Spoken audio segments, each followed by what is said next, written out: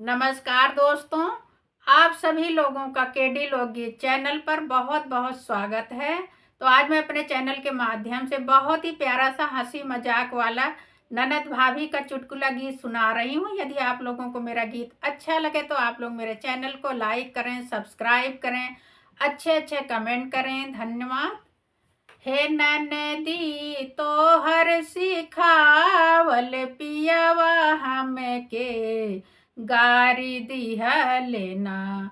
हे ननदी तोहर सिखावल पियवा हमके गारी दिहलेना। गारी दिहलेना हो ननदी मारी दिहलेना। हो ननदी मारी दिहलेना कि हमारी 1.25 लाख कई नथिया खुट से तोड़ी दिहलेना।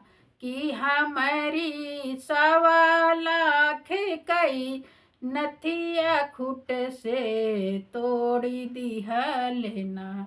हे ननदी तोहर सिखावल पियवा हमके गाली दिहलेना।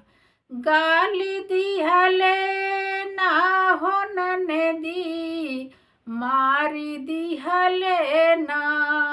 हे ननदी मारी दिहलेना।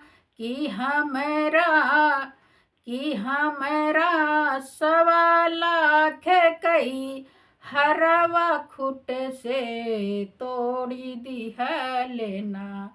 कि हमरा 1.25 लाख कई हरवा खुट से तोड़ी दिहलेना। हे ननदी तोहर सिखावल पियवा हमके गारी दिहलेना। गारी दिहलेना हो ननदी मारी दिहलेना। हे ननदी मारी दिहलेना।